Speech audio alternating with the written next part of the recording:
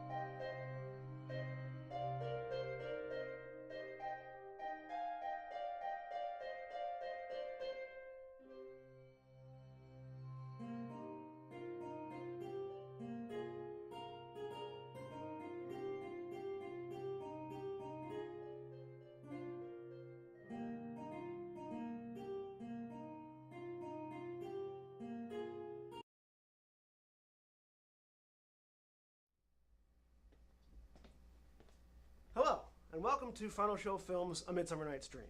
I'm John, the executive producer and director here, and welcome to our world premiere. As far as we're aware here at Final Show Films, this is the first time anybody has ever attempted to bring community theater into the streaming age, and that's exactly what we're going to do. We're a little bit choppy, we're a little bit rusty. We are working on a shoestring budget and just with the bare minimum of what we can get with volunteers and technology, so we hope that you enjoy the show. And if you do, please feel free to donate to us via PayPal links or through our Patreon page, which is linked down below. But please sit back, relax, and enjoy A Midsummer Night's Dream.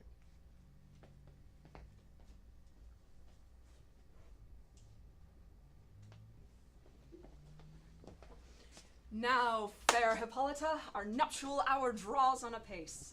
4 happy days bring in another moon. But oh, methinks how slow this old moon wanes. She lingers my desires like to a stepdame or a dowager, long withering out to young man's revenue. 4 days will quickly steep themselves in night. 4 nights will quickly dream away the time. And then the moon, like to a silver bow, new bent in heaven, shall behold the night of our solemnities. Go, Philostrate, stir up the Athenian youth to merriments, awake the pert and nimble spirit of mirth, turn melancholy forth to funerals. The pale companion is not for our pomp. Hippolyta, I wooed thee with my sword, and won thy love doing thee injuries. But I will wed thee in another key, with pomp, with triumph, and with revelling. Happy be Theseus, our renowned duke. Thanks, good Egeus. What's the news with thee? Full of vexation come I, and with complaint against my child, my daughter Hermia. Stand forth, Demetrius. My lord, this man hath my consent to marry her. Stand forth, Lysander. And most gracious duke, this man hath bewitched the bosom of my child, thou Lysander. Thou hast given her rhymes and interchanged love tokens with my child. Thou hast by moonlight at her window sung with feigning voice verses of feigning love, and stolen the impression of her fantasies with bracelets of thy hair, rings, gauds, conceits, knacks, trifles, noskays, sweet meats, messengers of strong prevailment and unhardened youth.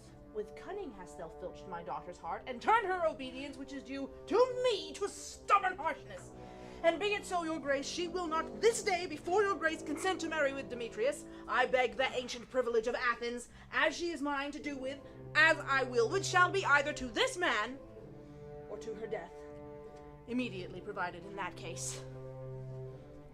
What say you, Hermia? Be advised, fair maid. To you your father should be as a god, one that composed your beauties, yea, and one to whom you are as but a form in wax by him imprinted, and within his power to leave the figure or disfigure it. Demetrius is a worthy gentleman. So is Lysander. In himself he is, but in this kind, wanting your father's voice, the other must be held the worthier. I would my father looked but with my eyes. Rather your eyes must with his judgment look. I do entreat your grace to pardon me. I know not by what power I am made bold, nor how it may concern my modesty in such a presence here to plead my thoughts. But I beseech your grace that I may know the worst that may befall me in this case, if I refuse to wed Demetrius.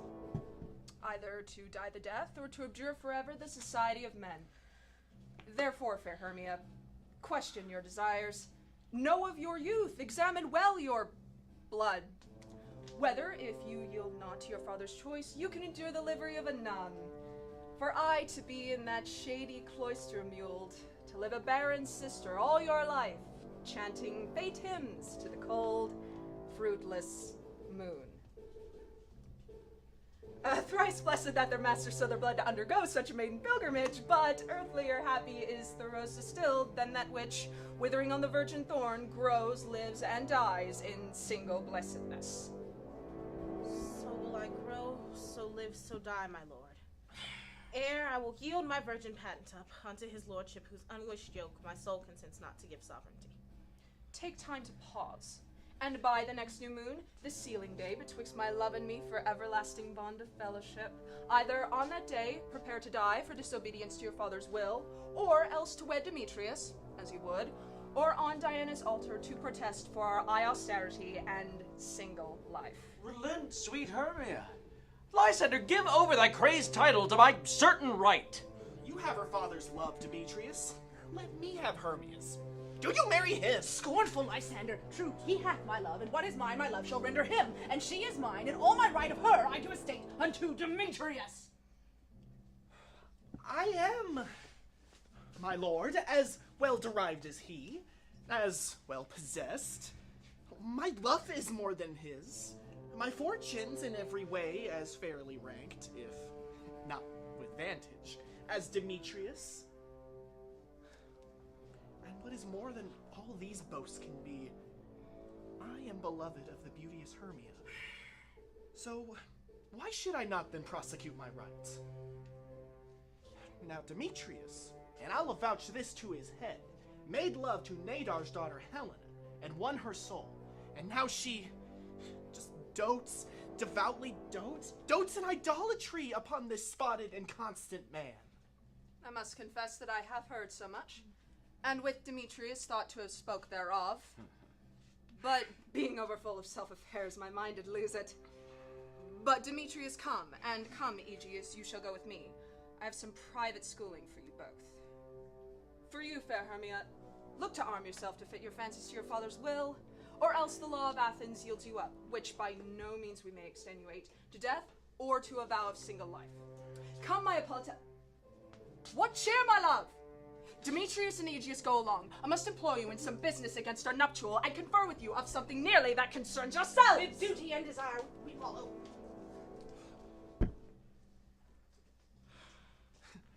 How now, my love? Why is your cheek so pale? How chance the roses there do fade so fast? Be like for want of rain, beteem them from the tempest of my eyes. Ay me, for aught that I could ever read, could ever hear by tale or history, the course of true love never did run smooth.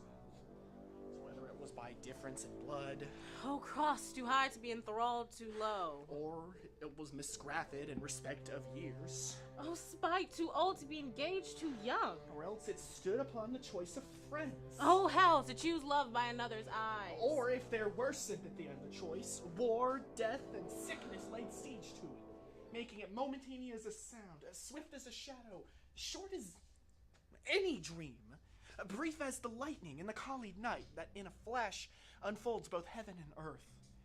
But ere man hath the power to say, behold, the jaws of darkness do swallow it up. If then true lovers have ever been crossed, let it stand as an edict in destiny. Let us teach our child patience, because it is a customary cross, as due to love as thoughts and dreams and sighs, wishes and tears, poor fancy's followers. A good persuasion.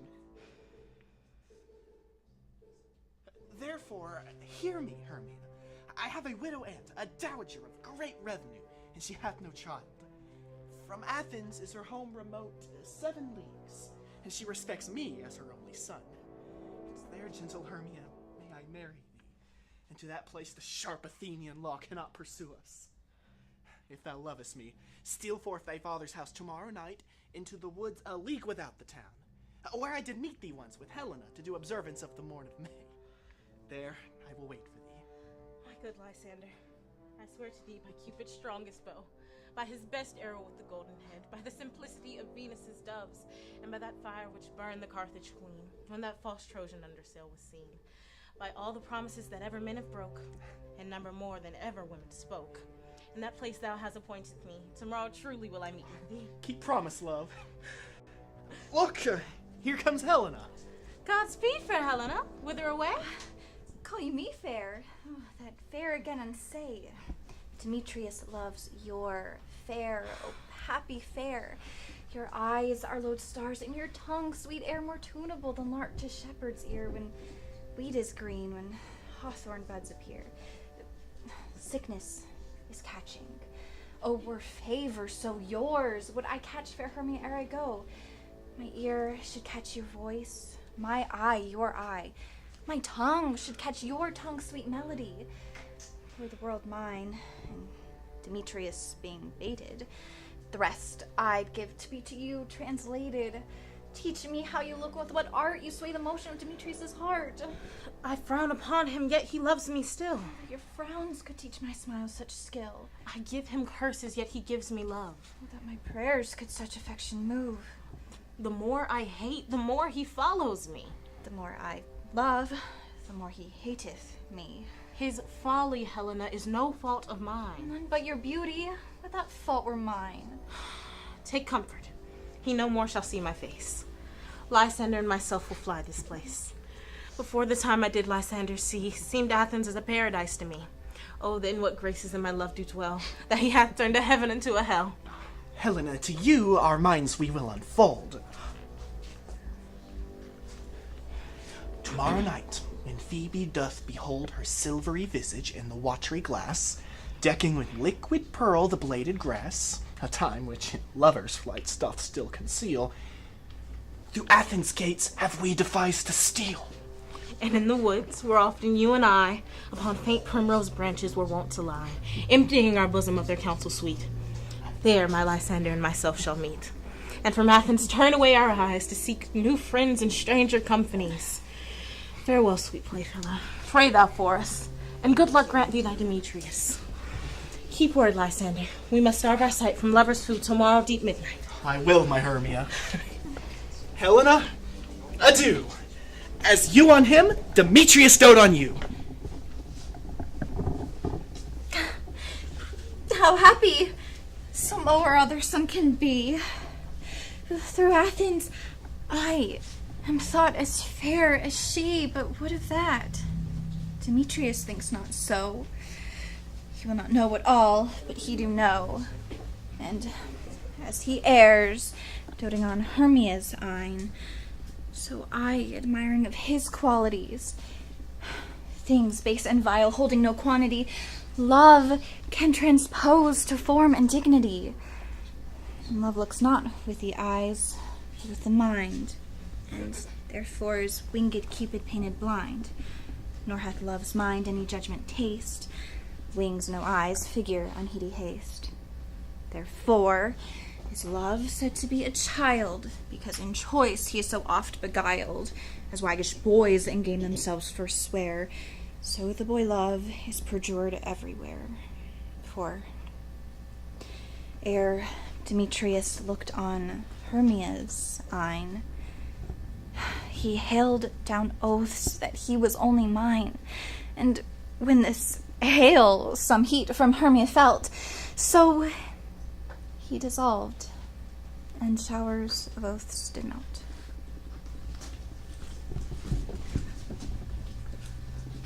I will go tell him of Hermia's flight. Then to the wood will he tomorrow night pursue her. Oh, and for this intelligence, if I have things, it is a dear expense, but here in me nigh to enrich my pain, and have his flight thither and back again.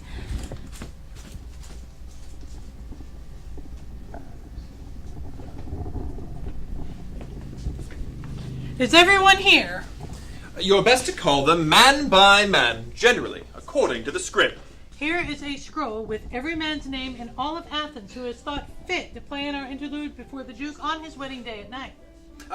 First, Peter Quince, say what the play treats on, then read the names of your actors, and so grow to a point. Mary, our play is the most lamentable comedy and most cruel death of Pyramus and Thisbe. A most excellent piece of work, I assure you, and a merry. Now, good Peter Quince, read forth the names of your actors. Masters, spread yourselves. Answer as I call you. Nick Bottom, the Weaver. Ready? Name what part I am for, and proceed. You and Nick Bottom are set down for Pyramus. What is Pyramus?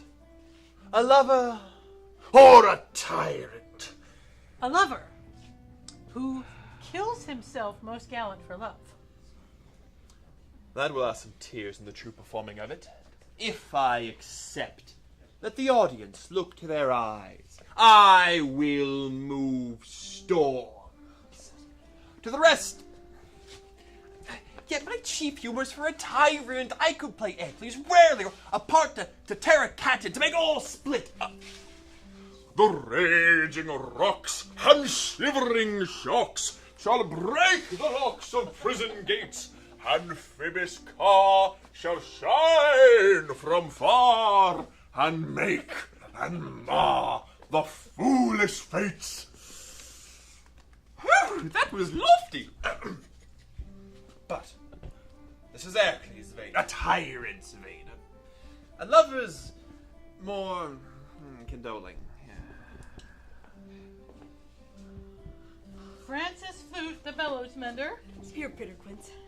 Flute, you must take Thisbe on you. Ooh, what is Thisbe, a wandering knight? It is the lady that Pyramus must love. Nay, faith, let not me play a woman. I have a beard coming. That's all one. You shall play it in mask, and you may speak as small as you will. Oh, and I may hide my face too. Let me play Thisbe as well. I'll speak in a monstrous little voice. Thisne. Thisne. By Pyramus dear, thy lover dear, and lady dear. No, you must play Pyramus, and Flute you Thisbe. Well, proceed. Robin Starveling the tailor. Here, Peter Quince. You must play Thisbe's mother. Tom Snout the tinker. Here, Peter Quince. You, Pyramus's father. Myself, Thisbe's father. Snug the joiner. You, the lion's part. And I hope that here we have a play fitted. Pray, if you have it written, give it me, for I am slow of study. You may do it extempore, for it's nothing but roaring. Oh, and I may play the lion's part too. I will roar that will do any man's heart good to hear me roar. I will roar that will make the Duke save. Let him roar again. Let him roar again. And you should do it too terribly, thus that you would fright the Duchess and the ladies, and they would shriek, and that were enough to hang us all. That would hang us, every mother's son! Masters, I grant you, should you fright the ladies, they would have no more discretion but to hang us. But I will aggravate my voice, that I will roar you as gentle as any suckling dove. I will roar you as 'twere any nightingale. No, no. You must needs play Pyramus, for Pyramus is a sweet-faced man, a most proper gentleman, as one would see on a summer's day, a most gentlemanlike, gentle man. Therefore, you must needs play Pyramus. Well, I accept. What beard were I best to play it in? Why, what you will. I will discharge it in either your straw-colored beard, your orange tawny beard, your purple and grain beard, or your French crown-colored beard, your perfect yellow. Some of your French crowns have no hair at all, and thus ye shall play it in bare face. But, masters, here are your parts, and I am to entreat you, request you, and desire you to con them tomorrow night, and meet me in the palace wood a mile about the town by moonlight. There shall we rehearse, for if we meet in the city, we shall be dogged with company and our devices known. Meanwhile, I shall draw up a bill of properties such as our play wants. I pray you fail me not. There we shall meet. And there we may rehearse most obscenely and courageously. Take pains. Be perfect. Adieu. At the Duke's Oak we meet. Enough! Hold or cut bowstring.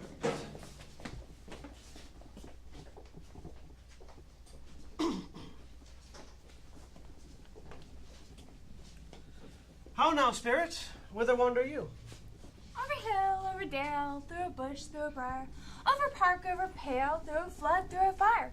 I do wander everywhere, swifter than the moon spirit, and I serve the fairy queen to do her orbs upon the green.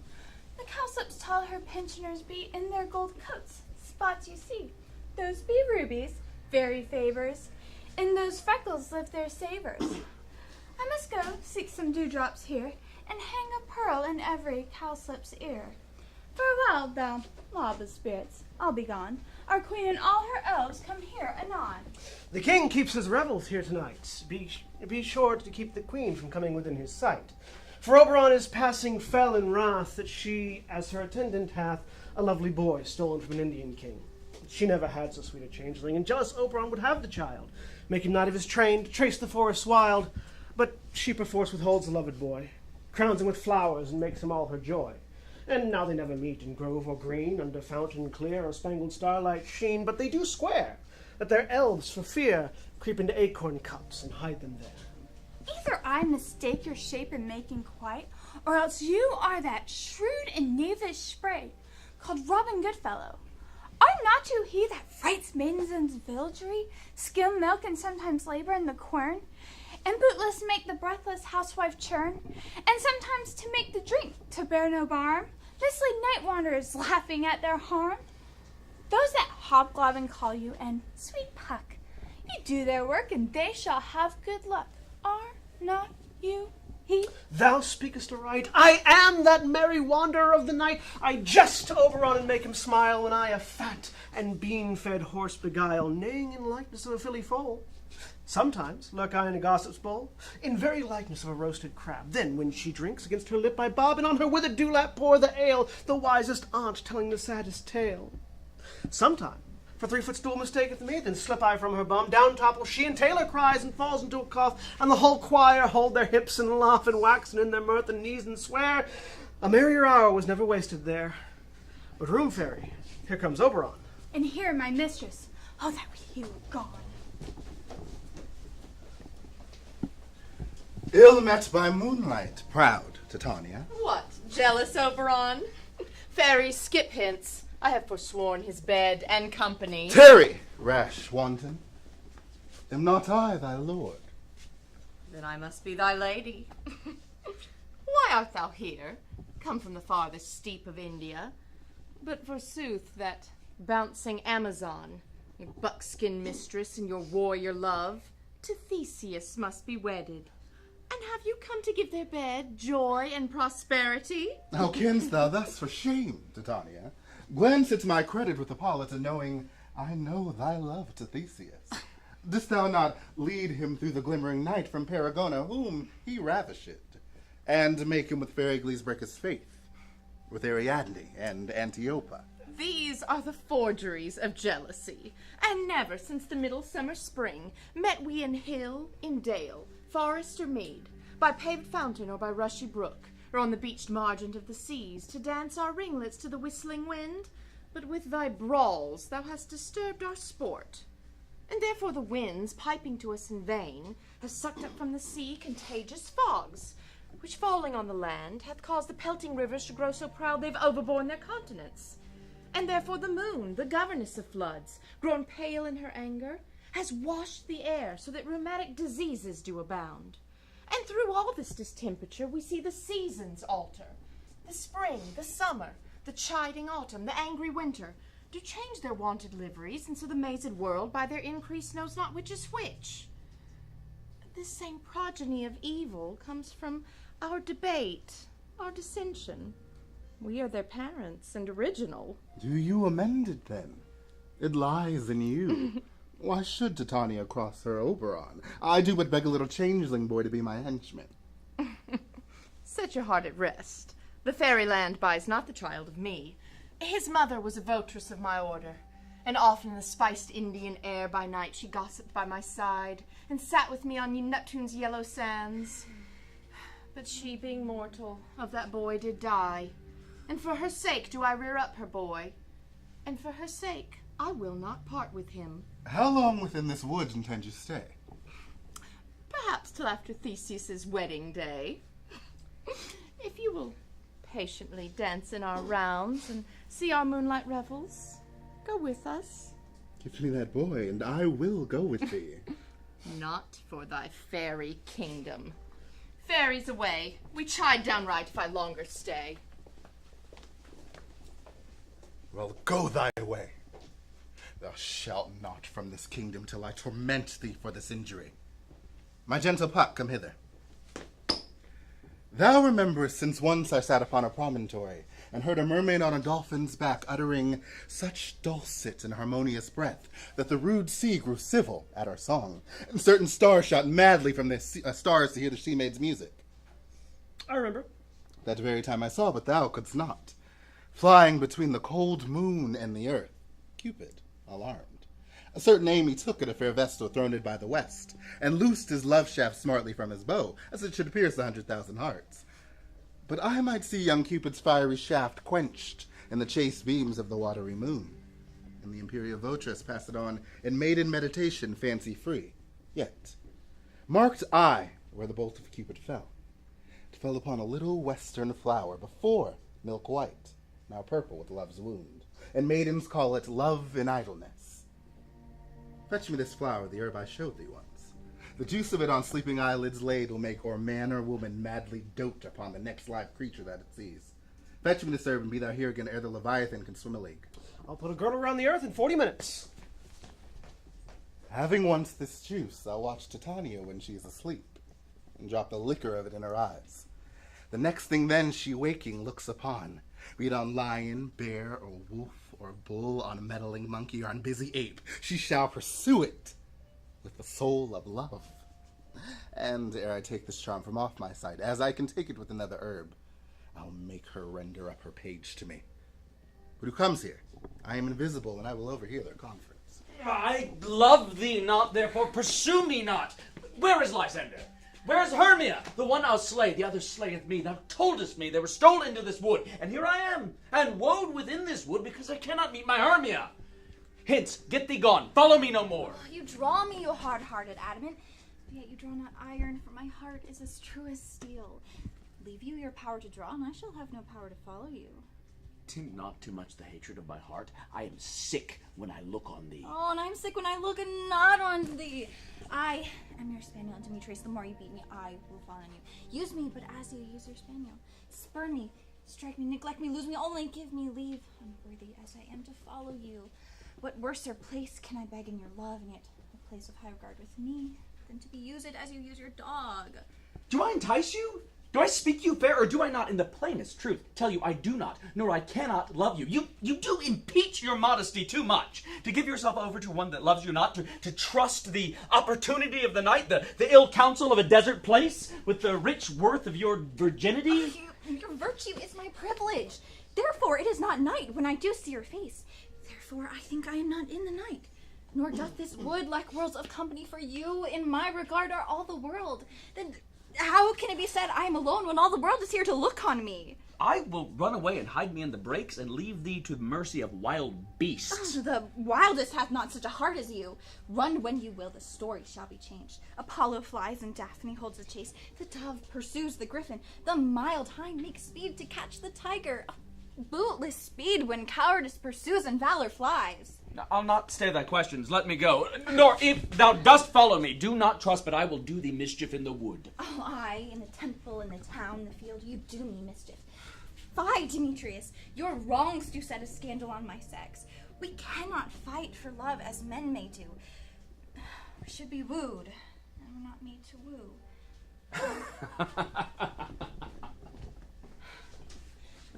I'll follow thee and make a heaven of hell to die upon the hand I loved so well. Fare thee well, nymph. Ere he do leave this grove, thou shalt fly him, and he shall seek thy love. Hast thou the flower there, welcome wanderer? Aye, there it is. Pray thee, give it me. I know a bank where the wild thyme blows, where oxlips and the nodding violet grows, quite over canopied with luscious woodbine, with sweet musk roses and with eglantine. There sleeps Titania some time of the night, lulled in these flowers with dances and delight. And there the snake throws her enameled skin, weed right enough to wrap a fairy in. And with the juice of this, I'll streak her eyes and make her full of hateful fantasies. Take thou some of it. And seek through this grove a sweet Athenian lady is in love with a disdainful youth. Anoint his eyes. But do it when the next thing he espies may be the lady. Thou shalt know the man by the Athenian garments he hath on.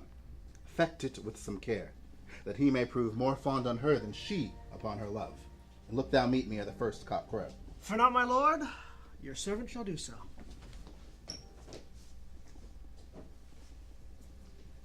Having once this juice, I'll watch Titania when she's asleep. The next thing then she waking looks upon be on lion, bear, wolf, or bull, on meddling monkey, or on busy ape, she shall pursue it with the soul of love.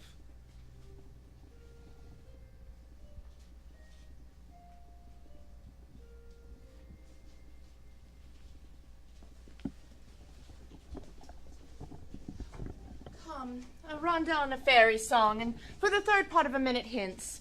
Some to kill cankers in the musk-rose buds, some to war with rare mice for their leathern wings to make my small elves coats, and some to keep back the clamorous owl that nightly hoots and wonders at our quaint spirits.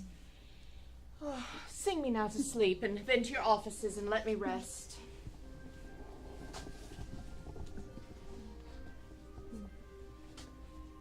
You spotted snakes with double tongue, thorny hedgehogs be not seen, newts and blind worms do no wrong, come not near our fairy queen. Philomel with melody, singing our sweet lullaby, la la la la lullaby, la la la la lullaby. Never harm, nor spell, nor charm, come our lovely lady nigh, so good night with lullaby. Weaving spiders come not here, hence you long-legged spanners hence, beetles black approach not near, worms and snails no do offense. Philomel with melody, singing our sweet lullaby, la la la la lullaby, la la la la lullaby. Never harm, nor spell, nor charm, come our lovely lady nigh, so good night with lullaby.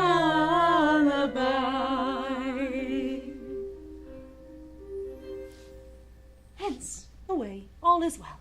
One aloof stand, sentinel.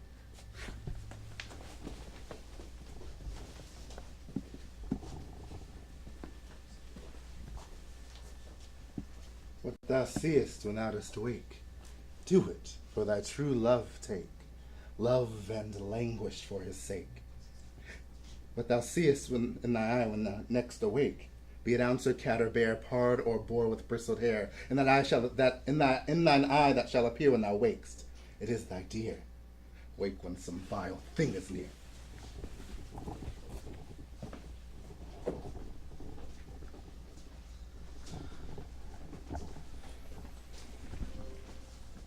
Fair love, you faint with wandering in the wood. And speak troth, I have forgot the way. Oh, rest here if you think it good, and tarry for the comfort of the day. Be it so, Lysander. Find you out of bed, for I, upon this bank, will rest my head.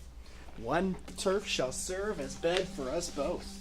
One heart, one bed, two bosoms, and one troth. Nay, good Lysander. For my sake, my dear, lie further off yet. Do not lie so near. Oh, take the sense, sweet, of my innocence. Oh, love takes the meaning in love's conference. Oh, I mean that my heart unto yours is knit. So but one heart we can make of it.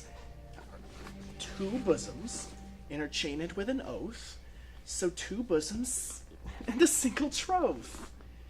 And by our side no bed you'll me deny, for lying so, Hermia, I do not lie. Lysander riddles very prettily.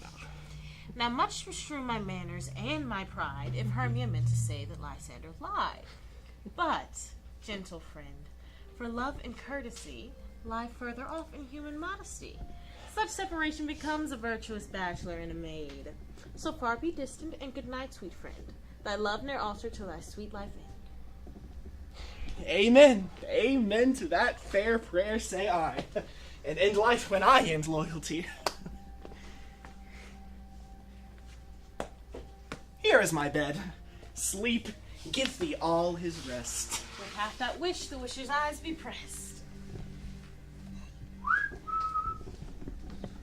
Through the woods have I gone, but Athenian found I none, on whose eyes I might approve this flower's force in stirring love. Night and silence, what have we here? Weeds of Athens he doth wear. This is he, my master said, despised the Athenian maid. And hear the maiden sleeping sound on the dank and dirty ground. Pretty soul, she durst not lie near this lack love, this kill courtesy. Churl, upon thine eyes I throw all the power this charm doth owe. When thou wakest, let love forbid sleepless seat on thine eyelid. So awake when I am gone, for I must now to Oberon. Oh, stay, though thou kill me, sweet Demetrius. I charge thee, hence, do not haunt me thus. Oh, will thou, darkling, leave me? Say not so. Stay, on thy peril, I alone will go. Oh, I'm out of breath in this one chase. The more my prayers, the lesser is my grace. Happy is Hermia, wherever so she lies, for she hath blessed and attractive eyes. How came her eyes so bright? Not with salt tears. If so, my eyes are oftener washed than hers. No, no, I am as ugly as a bear, for beasts that meet me run away for fear. Therefore no marvel though Demetrius do as a monster and fly my presence thus. What wicked and dissembling glass of mine made me compare with Hermia's fiery eyne. Oh, who's here? Lysander on the ground, dead or asleep. I see no blood, wound. Lysander, if you live, good sir, awake. And run through fire I would for thy sweet sake. Transparent Helena, nature shows art, and through thy bosom lets me see thy heart. Where's Demetrius? Oh, how fit a word is that name to perish on my sword. Oh, say not so, Lysander, say not so. And what though he love your Hermia, Lord, what though? And yet, Hermia still loves you, then be content. Content? With Hermia? No, I do repent the tedious minutes with her I have spent. Not Hermia, Helena I love. Who would not trade out a raven for a dove? The will of man is by his reason swayed, and reason says you are the worthier maid. Things that grow are not ripe till their season, so I, being young, till now rhyme not to reason. And touching now on the point of human skill, reason becomes the marshal to my will, and leads me to your eyes, which I overlook, love's stories told in love's richest book. Wherefore was I to this keen mockery born? When at your hands did I deserve this scorn? It's not enough, young man. It's not enough that I did never, no, nor never can deserve a sweet look from Demetrius's eye, but you must flout my insufficiency. Good troth you do me wrong. Good sooth you do in such disdainful manner me to woo. But fare you well. Perforce I must confess, I thought you a lord of more true gentleness. Oh, that a lady of one man refused should of another therefore be abused.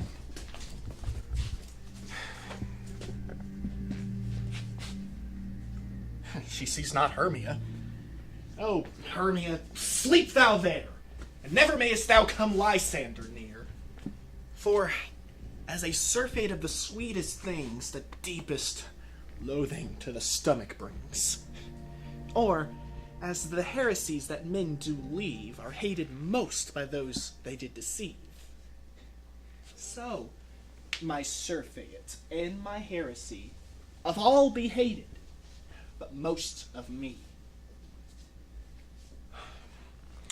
And now, powers, all my powers, address your love and might to honor Helen and be her knight.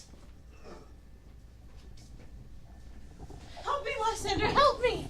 Do thy best to pluck this crawling serpent from my breast. Ay me for pity. What a dream was here. Lysander, look how I do quake with fear. Methought a serpent ate my heart away, and he sat smiling at his cruel prey. Lysander? What? Removed? Lysander, Lord? What? Out of hearing? Gone? No sound? No word? Alack, where are you? Speak, and if you hear. I swoon almost with fear. No? Then I well perceive you are not nigh. Either death or you I'll find immediately. Are we all met? Pat, pat, and here's our marvelous convenient place for our rehearsal. This green plot shall be our stage, that hawthorn brake our tiring house, and we shall do it in action as we will do it before the Duke.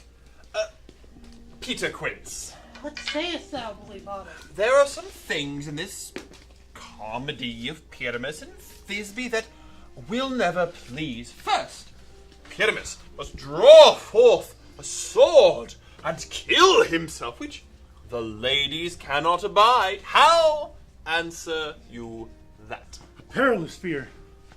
I believe we must leave the killing out when all is done. Not a whit. I have a device to make all well. Write me a prologue, and let the prologue seem to say that we do no harm with our swords, and that Pyramus is not killed indeed, and for the more better assurance, tell them that I am not Pyramus at all, but Bottom, the Weaver. That should put them out of fears. Well, we shall have such a prologue, and it shall be written in 8 and 6. No! Let it be written in 2 more. Let it be written in 8 and... 8! Will the ladies not be afraid of the lion? I fear it, I promise you. You ought consider with yourselves to bring in. God shield us. A lion among ladies is the most dreadful thing. For there is no wild fowl as fearful as your lion living, and we ought look to it. Therefore, another prologue should say that he is not a lion. No. He must name his name, and half his face must be seen through the lion's neck. And he must speak thus, saying, or to the same defect, ladies, fair ladies, I would wish you, or I would request you, I would entreat you, not to fear, not to tremble, my life for yours. If you think I come before you as a lion, 'twere pity on my life. No, I am no such beast. I am a man, as other men are. And then let him plainly name his name and tell them that he is... Snug? joiner. Well, if that may be, then all is well. But there is two hard things. First, we must bring moonlight into the chamber, for, as you know, Pyramus and Thisbe do meet by moonlight. Does the moon shine the night we play our play? Oh, a calendar, a calendar! Well, look in the almanac. Find out moonshine, find out moonshine. Yes, the moon doth shine that night. Well then, may we leave a casement of the great chamber window where we perform open, and the moonlight may shine through at the casement. Aye, or one must come in with lantern, dog, and bush of thorn and say he comes to disfigure. That is to present the person of moonshine. Then there is another thing. We must have a wall in the great chamber. For Pyramus and Thisbe, so says the story, do talk through the chink of a wall. You could never bring in a wall. What say you, Bottom?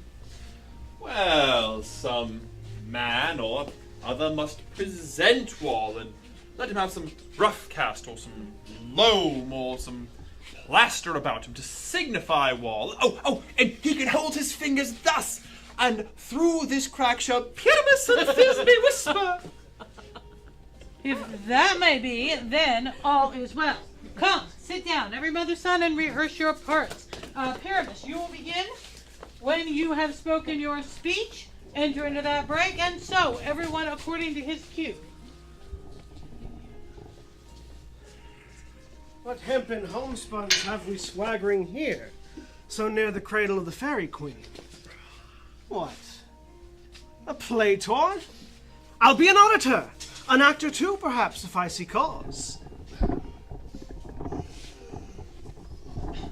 Pyramus, begin. Thisbe, stand forth.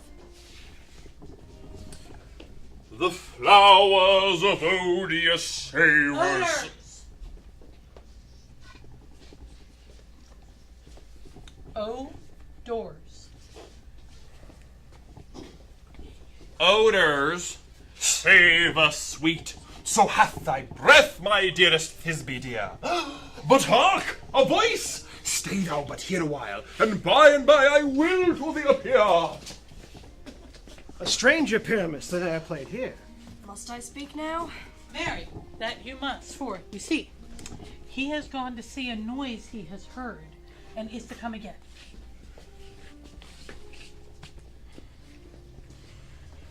Most radiant Pyramus, most lily-white of hue, of color like the red rose on triumphant briar, most brisky juvenile and eke most lovely Jew, as true as horse that yet would never tire.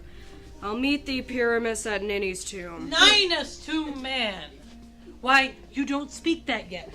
That you answer to Pyramus. You speak all your part at once, cues and all. Pyramus, enter, your cue is past. It is never tire. As true as horse that yet would never tire. If I were fair, Thisbe, I were only thine. Oh, monstrous, oh, strange, we are haunted. Pray, masters, fly, masters, help! I'll follow you. I'll lead you about around. Through bush, through brake, through briar. Sometimes a horse I'll be. Sometime a hound, a headless bear. Sometime a fire. What is this knavery of them? This is to make me afeard. Bottom, what do I see in thee? Thou art changed. What do you see? You see an ass head of your own, do you? I see this knavery of them. This is to fright me if they could. But I will not stir from this spot. I will walk up and down, and I will sing. They shall hear I am not afraid. The owls'll cock so black of hue, with orange and tawny bill, the throstle with his note so true, the wren with little quill. What angel wakes me from my flowery bed? The finch, the sparrow, and the lark, the plain song cuckoo grey, whose note full many man doth mark, and dare not answer nay. But who would set his wit to so foolish a bird? Who would give a bird the lie, though he cried cuckoo never so? I pray you, gentle mortal, sing again. Mine ear is much enamored of thy note, and my eyes much enthralled by thy shape. Thy fair virtue's force perforce doth move me here at first glance to say, to swear, I love thee. Methinks, mistress, you should have little reason for that. And yet, reason and love keep little company now together nowadays. The more's a shame that some honest neighbours can't make them friends. Nay, I can gleek upon occasion. Thou art as wise as thou art beautiful. Not so neither. But if I had enough wit to get me out of this wood, I'd have enough to serve mine own turn. Out of this wood do not desire to go. Thou shalt remain here whether thou wilt or no. I am a spirit of no common rate, and the summer still doth tend upon my state, and I do love thee. Therefore, go with me. I'll give thee fairies to attend on thee, and they shall fetch thee jewels from the deep, while thou on pressed flowers doth sleep. And I will purge thy mortal grossness so, that thou shalt like an airy spirit go. Peas blossom, cobweb, moth, and mustardseed. Ready, and I. Where shall we go? Be kind and courteous to this gentleman. Hop in his walks and gambol in his eyes. Feed him on apricots and dewberries, purple grapes, green figs, and mulberries. The honey bag steal from the humble bee, and for night tapers break his waxen thighs, to light with fiery glowworm's eyes, to have my love to bed and to arise, and pluck the wings from painted butterflies, to fan the moonbeams from his sleeping eyes. Nod to him, elves, and do him courtesies. Hail, mortal. Hail. I beg your worship's mercy. I beseech your worship's name. Cobweb. Good master. Cobweb? If I prick my finger, I shall make bold with you. I would desire of you greater acquaintance, good master Cobweb. I beseech your name. Peas blossom. Good master Peas Blossom, I request you introduce me to Master Peas called your father and Mistress Squash your mother. I shall desire of you more acquaintance as well, good master Peas Blossom. I request your name? Mustardseed. Good master Mustardseed, I know your patience well. That same cowardly giant ox beef hath devoured many of your kindred. I promise you, you're kind of made my eyes water out. Now, come, lead him to my bower. The moon, methinks, looks with a watery eye, and laments every little weeping flower, some enforced to chastity. Bind my lover's tongue, bring him to me silently. I wonder if Titania be awake. Then what it was next that came in her eye, which she must dote on in extremity. Here comes my messenger. How now, mad spirit? What night rule now about this haunted grove? My mistress with a monster is in love.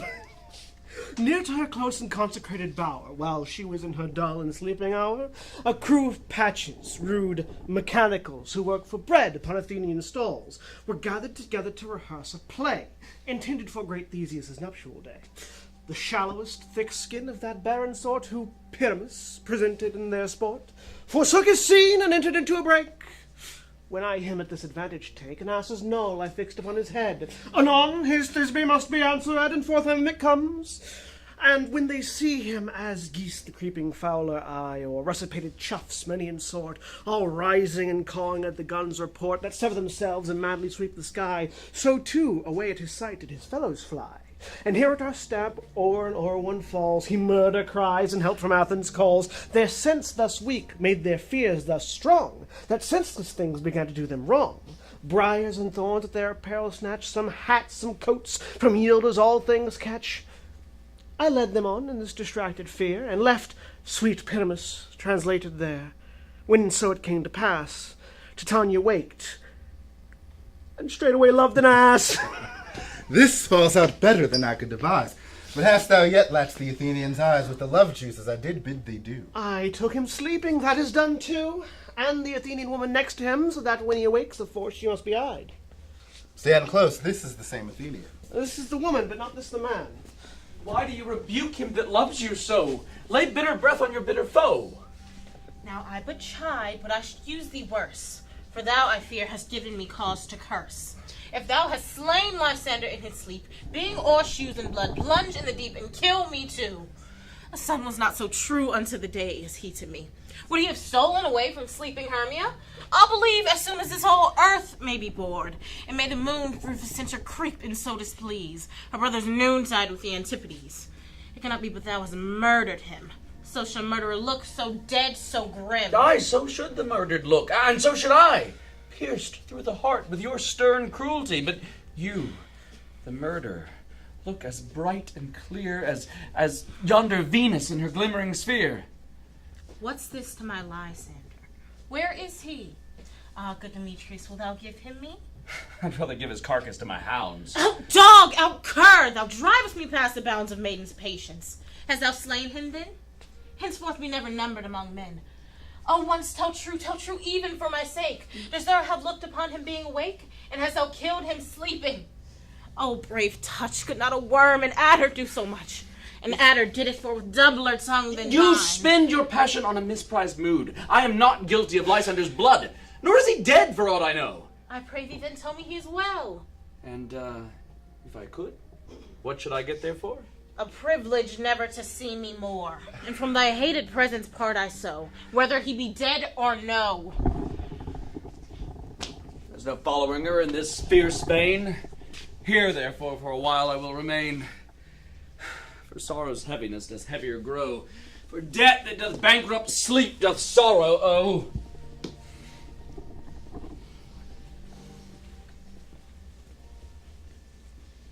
What hast thou done?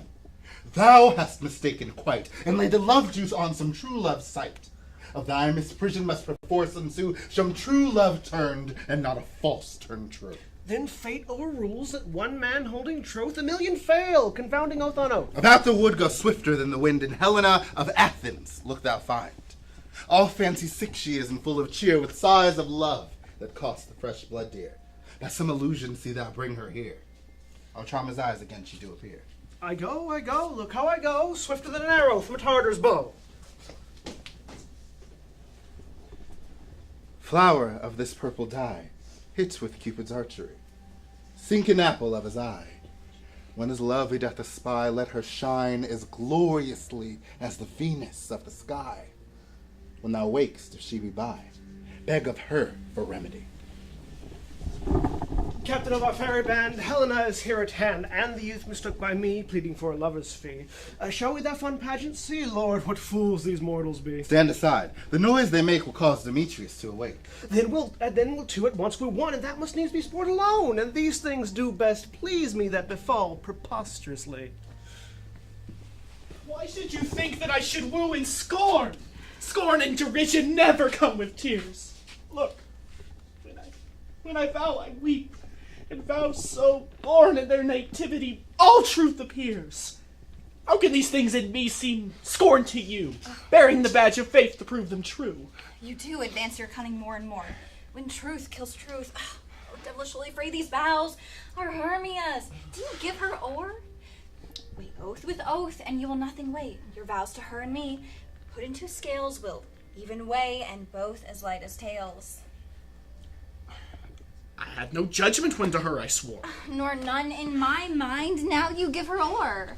Demetrius loves her, he loves not you. Helen. Oh, goddess. Nymph. Perfection. Divine. To what shall I compare thine eye? Crystal is muddy. Oh, how ripe in show thy lips. Those kissing cherries grow. Oh, spite! Oh, hell. I see you're all bent to set against me for your merriment. If you were civil in your courtesy, you would not do me thus much injury. Can you not hate me as I know you do? But you must join in souls to mock me too.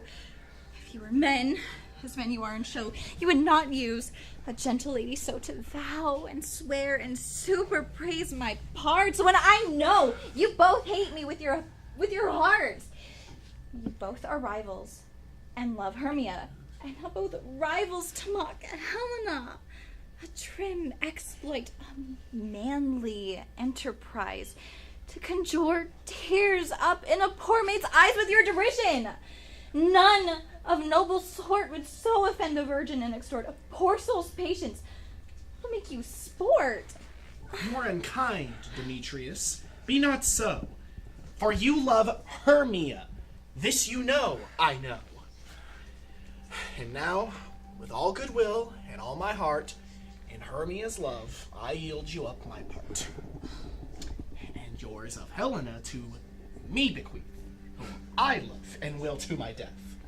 Never did mockers waste more idle breath. Lysander, keep your Hermia. If ever I loved her, my love to her is gone. My heart to her is guess-wise sojourned, and home to Helen now is returned, and there will remain. Helen, it is not so. Disparage not the faith thou dost not know. Look, there is thy love. Look, yonder is thy dear. Dark night, that from the eye his function takes, the ear more quick of apprehension makes, wherein it doth impair the seeing sense, it bays the hearing double recompense. Thou art not by mine eye, Lysander, found. My ear, I think, it brought me to thy sound. But why unkindly didst thou leave me so? Why should he stay, whom love doth press to go? What love could press Lysander from my side? Lysander's love, that would not let him bide. Fair Helen, who more engilds the night than all the fiery orbs and eyes of light. Why seekest thou me? Cannot this make thee know the hate I bear thee made me leave thee so? You speak not as you think. It cannot be. Lo, she is one of this confederacy. Now I perceive they have conjoined all three to fashion this while sport in spite of me. Injurious Hermia, most ungrateful maid, have you conspired? Have you with these contrived to bait me with this foul derision? Is all the counsel we two have shared, the sisters' vows, the hours we have spent when we have chid the hasty-footed time for parting us, is all forgot?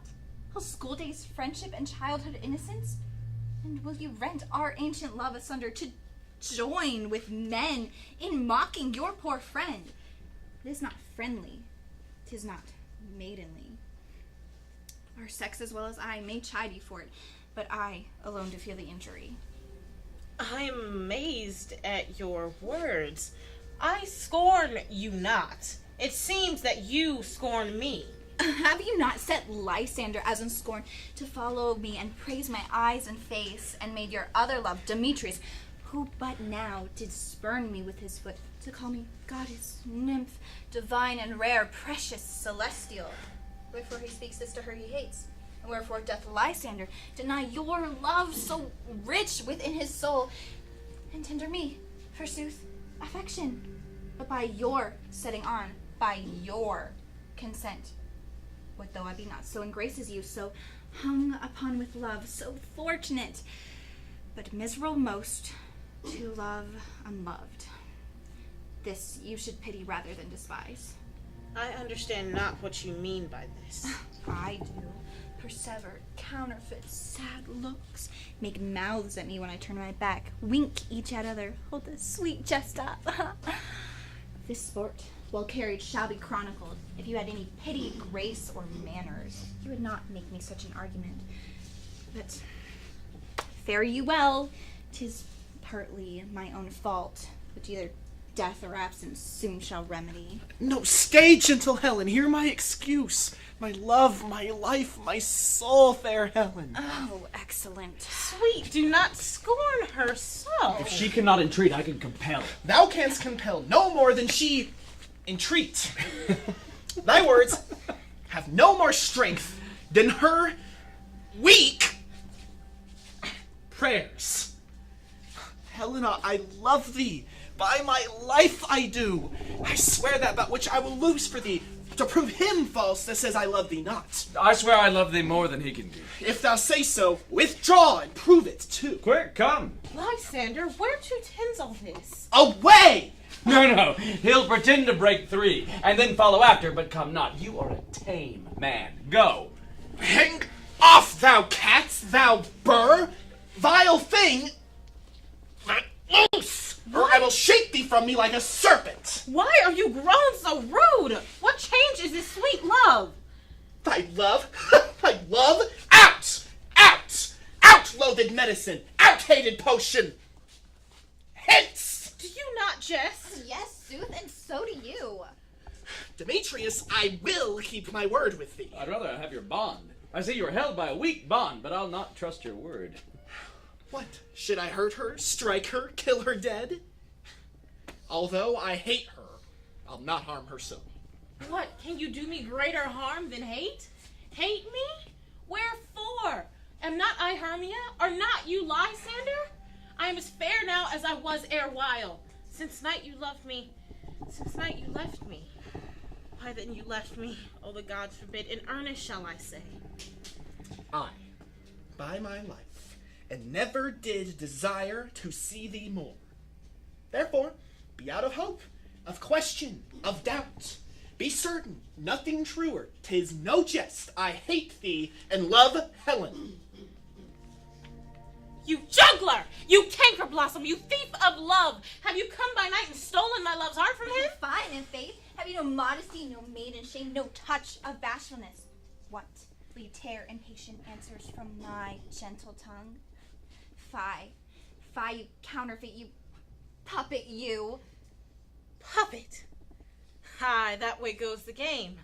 Now I well perceive that she hath made compare between our statures, and with her height she hath prevailed with him. And are you grown so high in his esteem because I am so dwarfish and so low? How low am I, thou painted maypole? Speak! How low am I? I am not yet so low that I can reach my nails unto thine eyes. Whoa, hey. I pray you, though you mock me, gentlemen, let her not hurt me. I was never cursed. I have no gift at all in truishness, and I am a right mate for my cowardice. Let her not strike me. You may perhaps think because she is something lower than myself that I can somehow match her. Lower! Hark again! Oh, good Hermia, do not be so bitter with me. I evermore did love you, Hermia, ever did keep your counsels. Save that in love unto Demetrius. I told him of yourself into this wood. He followed you, and for love I followed him. But he hath chid me hence, and threatened to spurn me, strike me, nay, to kill me too. And now you will let me quiet go to Athens while I bear my folly back, and follow you no further. Let me go. You see how simple and how fond I am. Why, get you gone. Who is that hinders you? A foolish heart that I leave here behind. What, with Lysander? With Demetrius. Be not afraid, she will not harm thee. No, she shall not, though you yield her part. Oh, when she is angry, she is keen and shrewd. She was a vixen when she went to school, and though she be but little, she is fierce. Little! Again. Nothing but low and little? Why must you suffer her to flout me thus? Let me come to her. Oh, get you gone, you dwarf! You minimus of hindering not grass maid! You bead! You acorn! You are too officious on one who scorned your services. Talk not of Helena. Thou shalt abide it. Now she holds me not. So follow, if thou darest, to try who's right. Follow? Of thine or mine is most with Helen. Nay, I'll go with thee, cheek by jowl. You, mistress. All this coil is long of you. Nay, go not back. I will not trust you, nor will I longer stay in your cursed company. Your hands are quicker than mine for a fray, but my legs, though, are longer to run away. I am amazed and know not what to say. This is thy negligence. Still thou mistakes, or else commits thy knaveries willfully. Lord of Shadows, truly, it was an honest mistake. Did you not say I should know the man by the Athenian garments he had on? And thus far blameless proves my enterprises. I have anointed an Athenian's eyes, and so far am I glad it so did sort. As their jangling I esteem a sport. Now cease these lovers seek a place to fight. High, therefore, Robin, overcast the night. The starry welkin cover thou anon with drooping fog as black as Acheron, and lead these testy rivals so astray as one come not within another's way. Like to Lysander sometime frame thy tongue, then stir Demetrius up with bitter wrong, and sometime rail thou like Demetrius. And from each other look thou lead them thus, till o'er their brows death, counterfeiting sleep, with leaden legs and batty wings doth creep. Then crush this herb into Lysander's eye, whose liquor hath this virtuous property, take from thence all error with his might, and make his eyeballs roll with wonted sight. When they next wake, all this derision shall seem a dream and fruitless vision, and back to Athens shall the lovers wend, with league whose date till death shall never end. Whiles I in this affair do thee employ, I'll to my queen and beg her Indian boy, and then I will her charmed eye release from monsters' view, and all things shall be peace. My fair lord, we must make haste, for night swift dragons cut the cloud full fast, and yonder doth shine Aurora's harbinger, at whose light ghosts troop home from churchyard. Damned spirits all, who wilfully exile themselves from light, must for aye consort with blacked-browed night. But we are spirits of another sort. I with the morning's love have oft made sport, and like a forester the groves may tread, even till the eastern gates all fiery red, opening on Neptune with fair blessed beams, turns into yellow gold his salt green streams. But notwithstanding haste, make no delay, we may effect this business yet or day. Up and down, up and down. I shall lead them up and down. I am feared in field and town. Goblin, lead them up and down. Here comes one. Where art thou, Demetrius? Speak thou now! Over here, villain, where art thou? Oh, I will be with thee straight! Follow me then, to play the ground. Lysander! Speak! Thou coward! Thou run away! Where hast thou fled? Speak in some bush! Where dost thou hide thy head? What, thou calling to the stars, telling the bushes that thou lookst for wars but will not come? Come, thee child, thee miscreant! I'll whip thee with a rod. He is defiled who draws a sword on thee. Yea! Art thou here? Follow me then, we'll try no manhood here.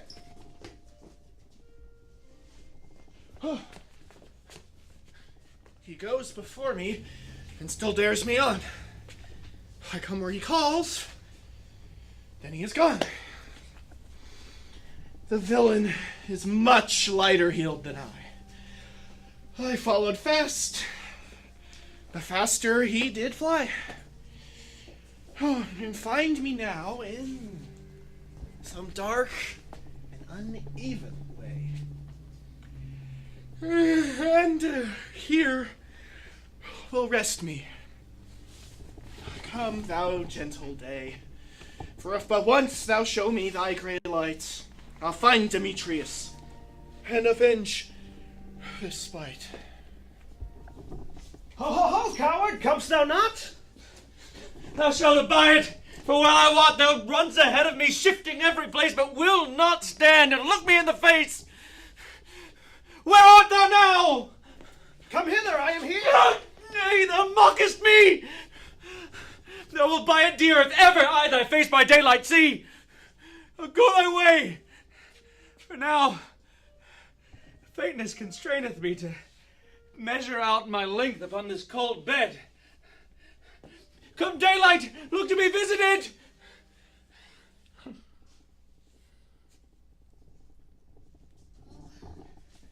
Oh, weary night, oh, long and tedious night, abate thy hours.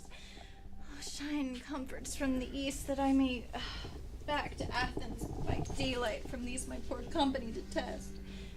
And sleep, which sometimes shuts up sorrow's eye, steal me a while from mine own company.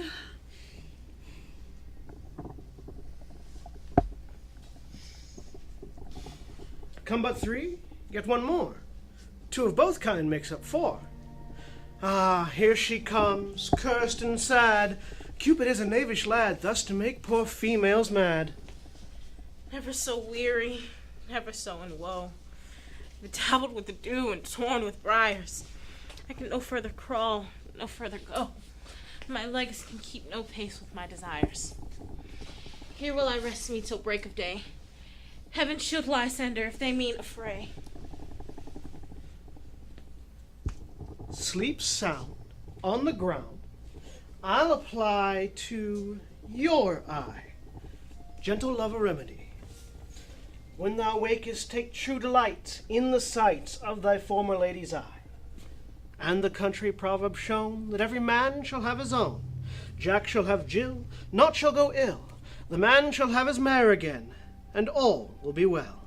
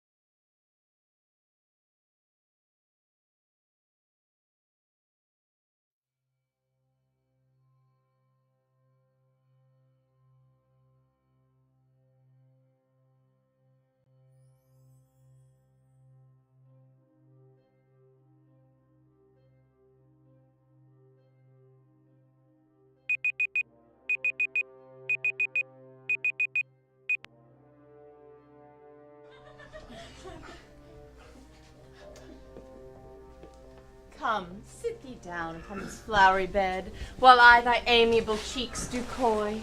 I'll stick musk roses in thy sweet smooth head, and pet thy fair large ears, my gentle joy. Where's Peas Blossom? Ready? Scratch my head, Monsieur Peas Blossom. Where's Monsieur Cobweb? Ready? Ah, good Monsieur. Go get your sword about you, Monsieur, and kill me, a red-hipped humblebee on top of a thistle, and good Monsieur, bring me back the honey bag, and don't fret yourself too much in the action, Monsieur, and take care the honey bag break not. I would be loath to have you overflown with a honey bag, Signor. Where's Monsieur Mustardseed? Ready. Take your courtesy, Monsieur Mustardseed. Give me your leaf. What's your will? Merely to help Master Cobweb to scratch. Methinks I must to a barber, for I am marbles hairy about the face, and I am but a tender ass. If my hair do but tickle, I must scratch. Oh, will thou hear music, my sweet love? I have a reasonable good ear in music. Let's have the tongs and the bones. Oh, say, my sweet love, what thou desirest to eat. Truly, a peck of provender. I could munch your good dry oats. Oh, methinks I have great desire to a bottle of hay. Good hay, sweet hay, hath no fellow. I have a venturous fairy I could send to seek the squirrel's hoard and fetch thee new nuts. I'd rather a handful or two of dried peas. But let your men not disturb me. I have an exposition of sleep come upon me. Oh, lay you down, I'll wind you in my arms. Fairies, be gone, and be always away. Thus the woodbine, with honeysuckle gently entwist. The female ivy so enrings the barky fingers of the elm. Oh, how I love thee, how I dote on thee. Welcome, good Robin. Seest thou this sweet sight? Her dotage now I do begin to pity. For meeting her of late behind the wood, seeking sweet favors for this hateful fool, I did upbraid her and fall out with her. For she his hairy temples then had rounded with a coronet of fresh and fragrant flowers. And that same dew which sometime on the bud was wont to swell like round and orient pearls, stood now within the pretty Floriette's eyes like tears that did their own disgrace bewail. When I had at my pleasure taunted her, and she in mild terms begged my patience, I then did ask for a changeling child, which straight she gave me, and her fairy sent to bear him to my bower in fairyland. And now I have the boy, I will undo this hateful imperfection of her eyes. And gentle Puck, take this transformed scalp from off the head of this Athenian swain, that he awaking when the others do, may all to Athens back again repair, and think no more of this night's accidents, but as the fierce vexation of a dream. First, I will release the fairy queen. Be as thou was wont to be. See as thou was wont to see. Dian's bud or Cupid's flower hath such force and blessed power. Now, my Titania, wake you, my sweet queen. Oberon, what visions have I seen? Me dreamt I was enamored of an ass. There lies your love. Oh! Oh! How came these things to pass? Oh, how my eyes do loathe his visage now. Silence a while. Titania, music call, and Robin, take off this head. Titania, music call, and strike more dead than common sleep of all these 5 cents. Music, oh, what music charmeth sleep. When thou wakest with thine own fool's eyes peep. Sound music. Come, my queen, and take hands with me, and rock the ground whereon these sleepers be. Now thou and I are new in amity, and will tomorrow midnight solemnly dance in Duke Theseus' house triumphantly, and bless it to all fair prosperity. And there shall the pairs of faithful lovers be wedded with Theseus, all in jollity. Fairy king attendant mock, I do hear the morning lark. Then, my queen, in silence sad, trip we after the night shade. We the globe can compass soon, swifter than the wandering moon. Come, my lord, and in our flight, tell me how I came this night, that I sleeping here was found with these mortals on the ground.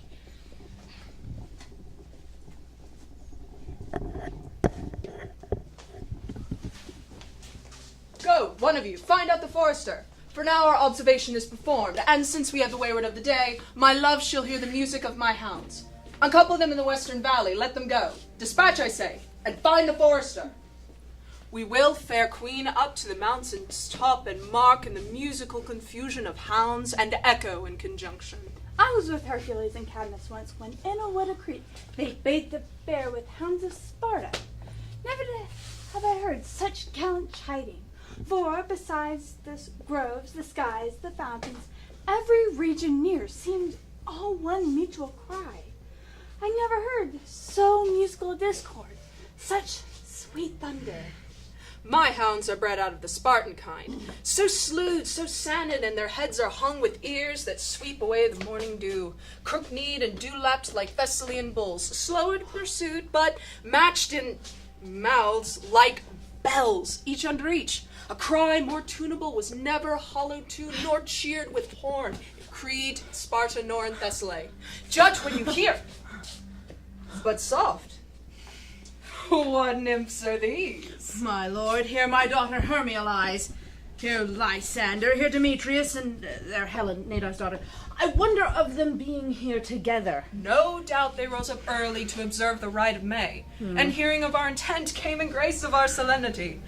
But speak, Egeus, is this not the day that Hermia should give the answer of her choice? It is, my lord. Go, bid the huntsmen awaken with their horns.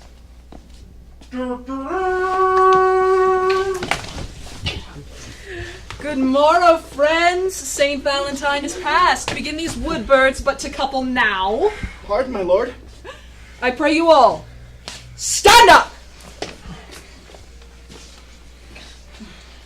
I know you two are rival enemies. How comes this gentle concord in the world that hatred is so far from jealousy, to sleep by hate and fear no enmity? My lord, I shall reply amazedly, half sleeping, half waking. But as of yet, I swear, I cannot truly say how I came here. But now I think, for truly when I speak,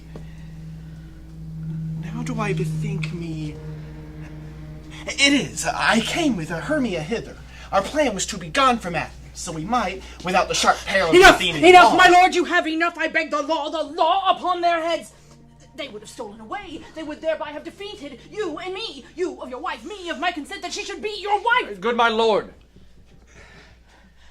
Helena told me of their flight into the woods and their purpose, and I in my fury followed them, and she in her fancy followed me.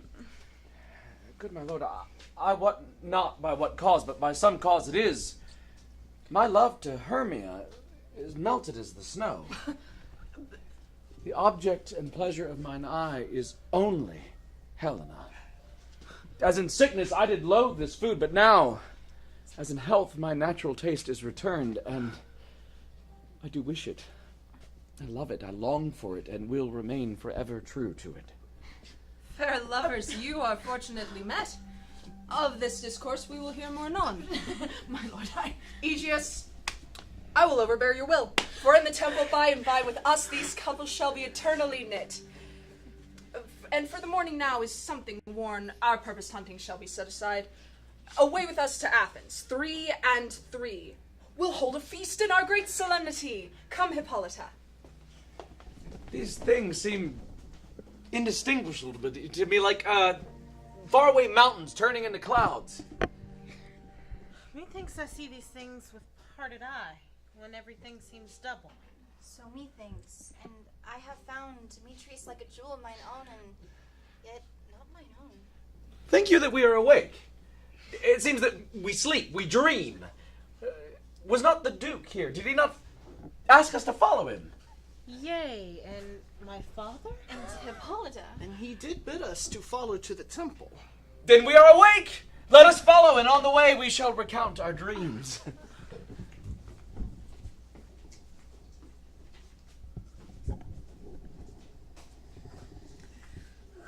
Say my cue and I will answer.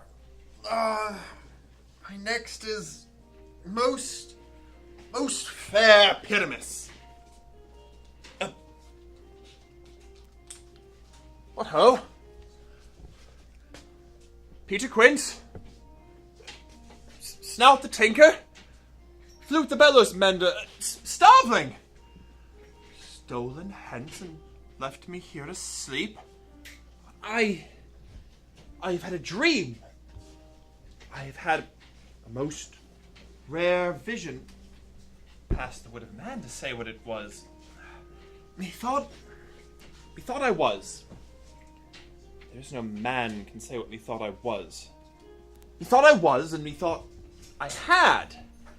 A man is but a patched fool if he will offer what methought I had. No, man's eyes cannot hear. Man's ears are not able to see. His hand to taste, his tongue to conceive, nor his heart to report what dream it was. I will have Peter Quince write a ballad of this dream, and it shall be called a bottom's dream, for it hath no bottom. And I shall sing it in the latter end of the play before the Duke. Peradventure, to make it the more sincere, I will sing it at a death.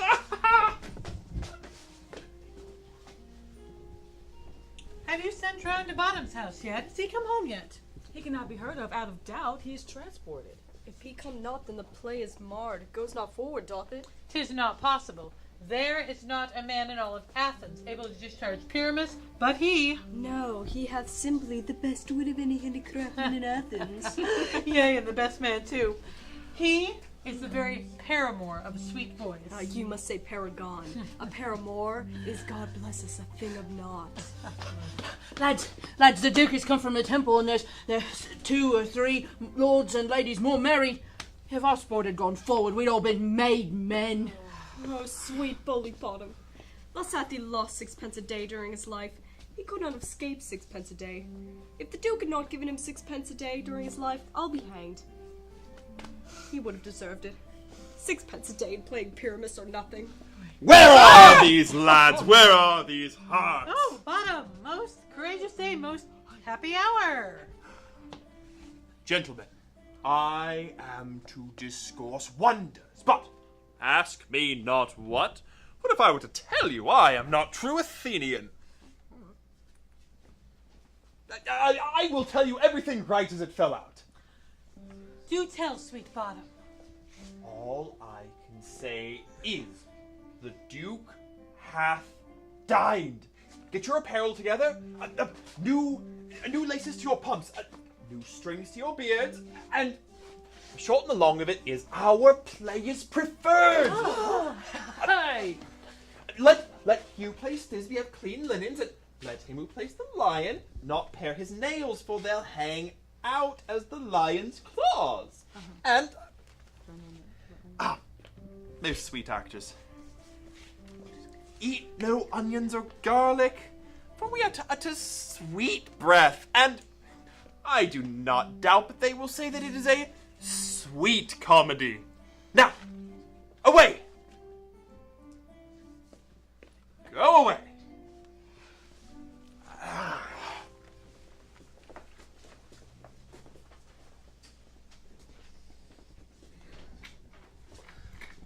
Tis strange, my Theseus, that these lovers speak of. More strange than true. I never may believe these antique fables nor these fairy toys. Lovers and madmen have such seething brains, such shaping fantasies that apprehends more than cool reason ever comprehends. The lunatic, the lover, and the poet are of imagination all compact. One sees more devils than vast hell can hold. That is the madman. The lover, all is frantic, sees Helen's beauty in a brow of Egypt. The poet's eye, in a fine frenzy rolling, doth glance from heaven to earth, from earth to heaven. And as imagination bodies forth the forms of things unknown, the poet's pen gives them shapes and turns them to airy nothing, a local habitation and a name. Such tricks hath strong imagination that, if it were to apprehend some joy, it comprehends some bringer of that joy. Or, in the night, imagining some fear, how easy is a bush supposed to bear?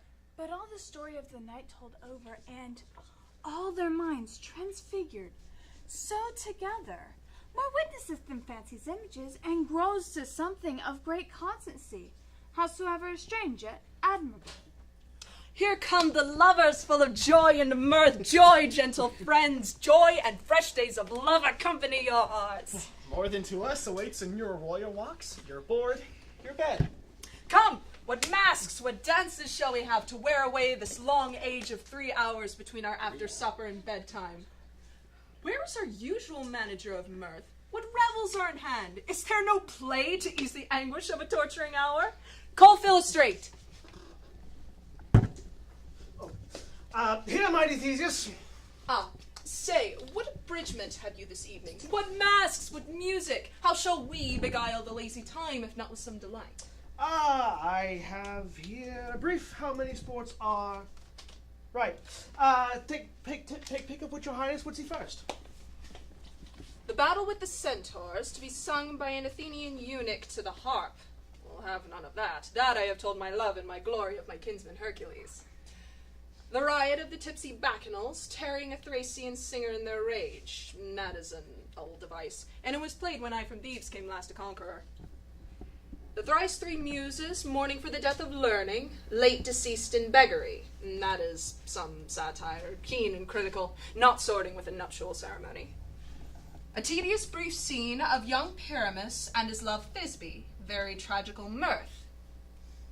Merry and tragical? Tedious and brief. That is hot ice and wondrous strange snow. How shall we find the concord of this discord? There's a play, my lord, some 10 words long, but by 10 words, my lord, it is too long, for there is not one word apt, one player fitted, and tragical it is, my lord, for Pyramus therein doth kill himself, which, when I saw rehearsed, did bring tears to my eyes, but the passion of loud laughter never shed. What are they that do play it? Hard-handed men who work in Athens and never labored in their minds till now, only to bequeath their unbreathed memories to your lordship, against your lordship's nuptials. And we will hear it. No, my lord, it's not for you. There's nothing in the world, unless you can find some intent in their intent, stretched and conned with cruel pains as it is. I will hear that play, for never anything can be amiss when simpleness and duty tender it. Go, bring them in. I love not to see wretchedness or charge and duty in his service perishing. Why, gentle sweet, you shall see no such thing. He says they can do nothing in this kind. The kind are we to give them thanks for nothing. Our sport shall be to take what they mistake, and what poor duty cannot do, noble respect takes it in might, not merit. Where I have come, great clerks have purposed to greet me with premeditated welcomes, where I have seen them shiver and look pale, make periods in the midst of sentences, throttle their practiced accent in their fears, and in conclusion, dumbly have broken off, not paying me a welcome. Trust me, sweet, out of this silence yet I picked a welcome, and in the modesty of fearful duty, I read as much from the rattling tongue of saucy and audacious eloquence. Love, therefore, and tongue-tied simplicity in least speak most, to my capacity. So please, my lord, the prologue is addressed. Let him approach.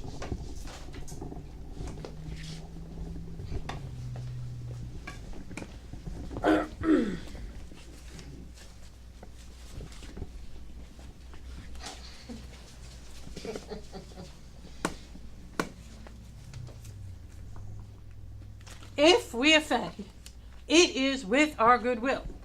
That you should think we come not to offend, but with our good will to show our simple skill.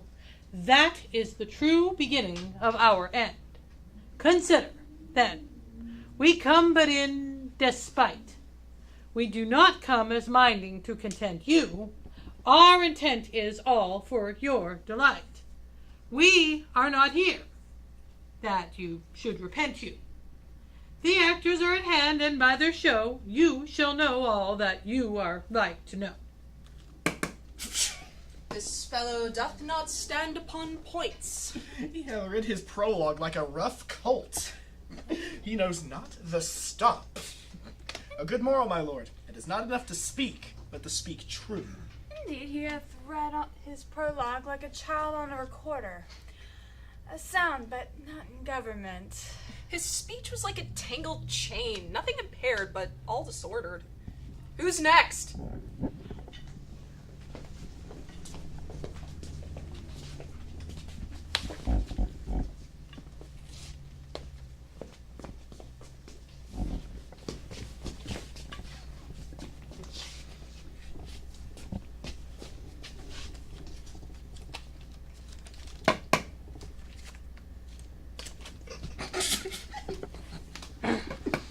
Gentles, perchance you wonder at this show.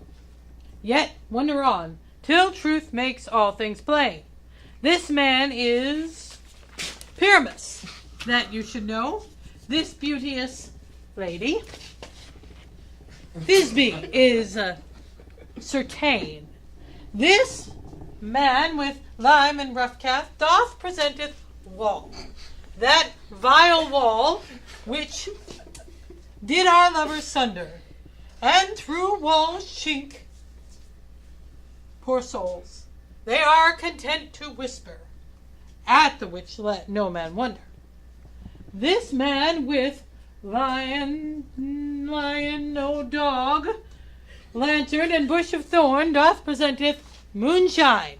For 'twas by moonshine did our lovers think no scorn to meet at Ninus' tomb, there to woo. This grisly beast, which Lion hight by name, the trusty Thisbe, tarrying forth by night, did scare away, or rather, did affright. And as she fled, her mantle did she fall, which Lion vile with bloody mouth did stain. Anon comes Pyramus, sweet youth and tall, and finds his trusty Thisbe's mantle slain. And then with bloody blameful blade, he bravely breached his boiling bloody breast. And Thisbe, tarrying in mulberry shade, did die.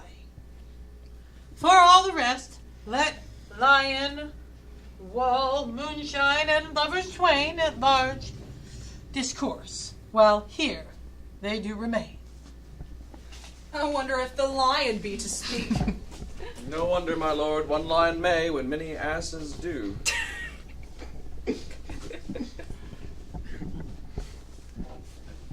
And in this same interlude, it doth befall that I, one Snout by name, present a wall. And such a wall as I would have you think that had it in it a crannied hole or chink, through which the lovers, Pyramus and Thisbe, did whisper often very secretly. This loam, this rough cast, and this stone doth show that I am that same wall, the truth is so.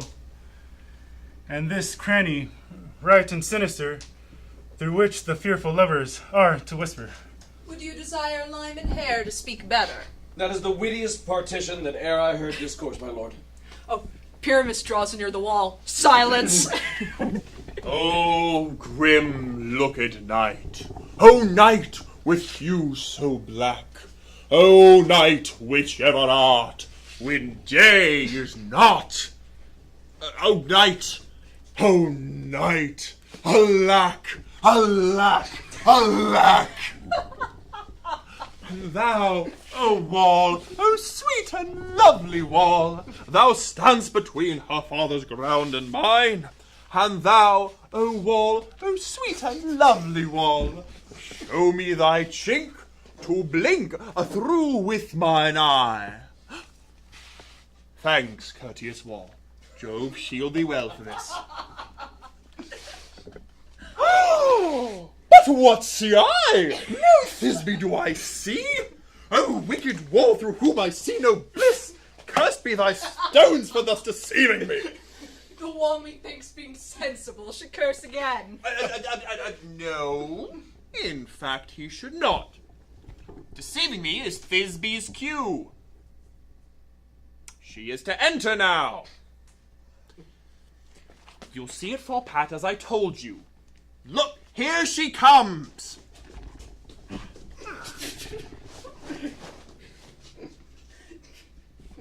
Thisbe? O wall, how often hast thou heard my bones for parting my fair Pyramus and me? My cherry lips have often kissed thy stones with lime and hair knit up in thee. Methinks I see my Thisbe's voice. I will to the chink that I might hear her face. Thisbe? My love. Thou art my love, I think. Think what thou wilt, I am thy lover's grace, and like Lysander, am trusty still. I like Helen till the fates me kill. As Shaphelus to Procus was so true. As Shaphelus to Procus, I to you. Oh, kiss my lips through this wall.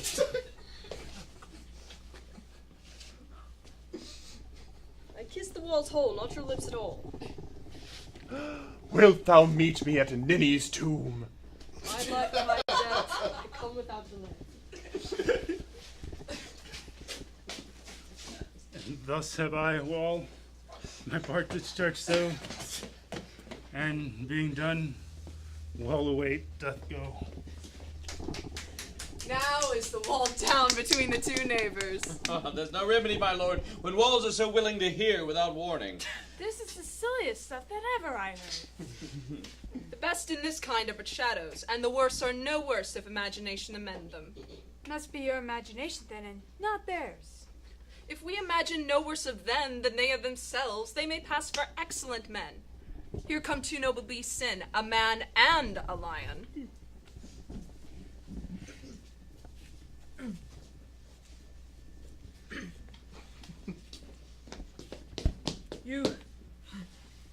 You ladies, you whose gentle hearts do fear the smallest monstrous mouse, may now perchance both quake and tremble here when lion, ruffian, wildest rage doth roar. Then know that I, as Snug the joiner, am a lion fell, or else no lion's dam. For if I were to come into this place in strife, 'twould be pity on my life. Very gentle beast, and of good conscience. The best beast that e'er I saw, my lord. This lion is very fox for his valor. True, and a goose for his discretion. Oh, no, my lord, the valor cannot carry the discretion, for the fox carries the goose. His discretion, I am sure, cannot carry his valor, for the goose carries not the fox. But it is well. Leave it to his discretion, and let us listen to the moon. This lanthorn doth the hornet moon present. The horn should be on his head. He is no crescent, and his horns are invisible within the circumference. Ah. This lanthorn doth the hornet moon present. I myself, the man in the moon, do seem to be. This is the greatest error of all the rest. The man should be put into the lanthorn. How else is the man in the moon? No, he dare not come within. For the candle, you can see it is already in snuff. I'm aweary of this moon. What he would change. It appears by this small light of discretion that he is in the wane. But yet, in courtesy, in all seriousness, we must stay the time. Proceed, Moon. All I have to say is to tell you that this lantern is the moon, I the man in the moon, this thorn bush, my thorn bush, this dog, my dog. All these should be inside the lantern. How else are they within the moon? But silence, here Thisbe comes. This is old Ninny's tomb. Where is my love? Oh! Ah! Well roared, lion! Well run, Thisbe! Well shown, Moon. Truly, the moon shines with a good grace. A well-moused lion. Now comes Pyramus. And so the lion vanished. I thank thee, moon, for thy sunny beams. I thank thee for shining now so bright. For by thy gracious golden glittering gleams I trust to take of truest Thisbe sight. But mark, O night, but hail, O spite! dreadful dole is here. Thy mantle good, but stained with blood.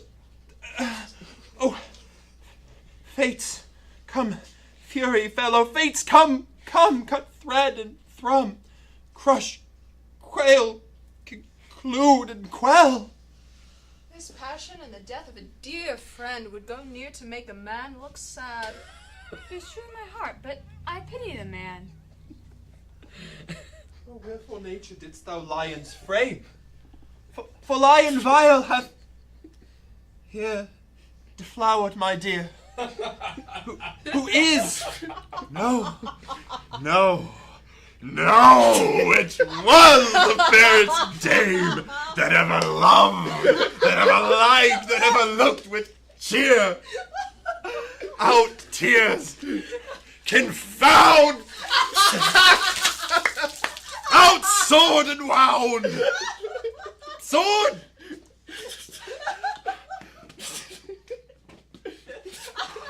That pap of Pyramus, I, the left pap, where heart doth hop. Now die I. Thus.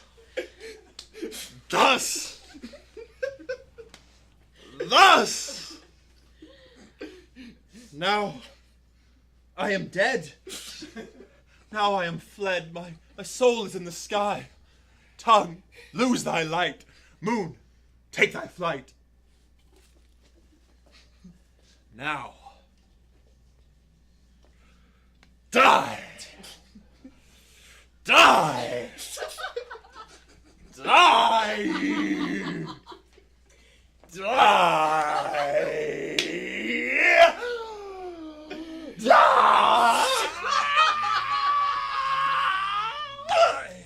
No die but an ace for him. He is all one. Less than an ace, man. He is dead. He is nothing.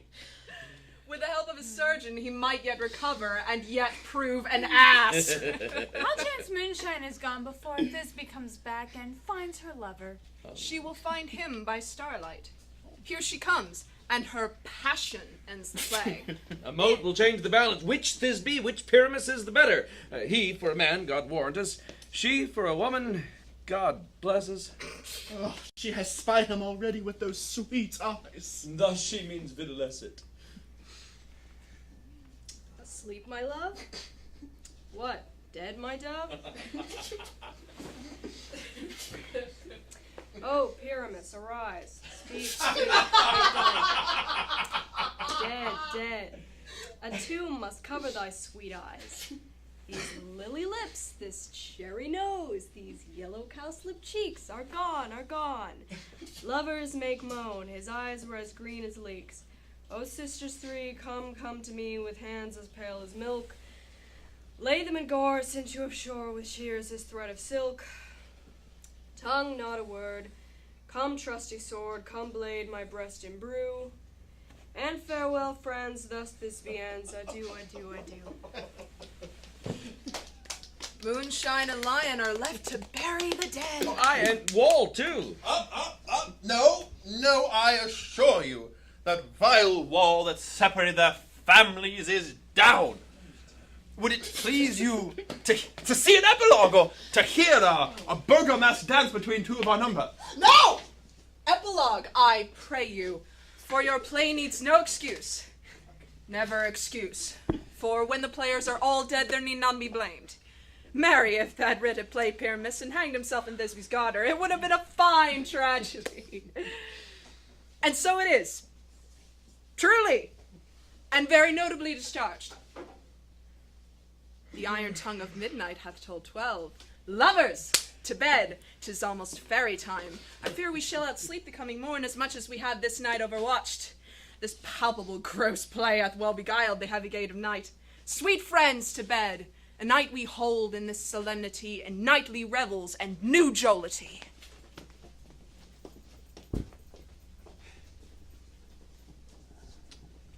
Now the hungry lion roars, and the wolf behowls the moon, whilst the weary ploughman snores, all with day's tasks fordone. Now no frolic, not a mouse, shall disturb this hallowed house, for I am sent with broom before, to sweep the dust behind the door.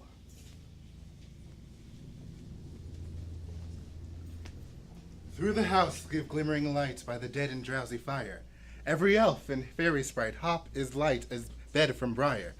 And this ditty after me, sing and dance it trippingly. First rehearse your song by rote, with each word a warbling note. Hand in hand with fairy grace, we shall sing and bless this place. Now until the break of day, through this house each fairy stray. To the best bride bed will we, which by us shall blessed be. And the issue there create ever shall be fortunate. And so shall all the couples three ever true and loving be. And the blots of nature's hand shall not in their issue stand. Never mole, hairlip, nor scar, nor mark prodigious, such as are despised in nativity, shall upon their children be. With this field dew consecrate, every fairy take his gate, and each several chamber blessed through this palace with sweet peace. And the owner of it blessed ever shall in safety rest. Trip away, make no stay. Meet me all by break of day.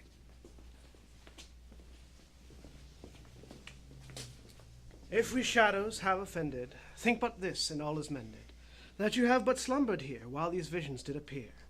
And this weak and idle theme, no more yielding but a dream. Gentles pardon.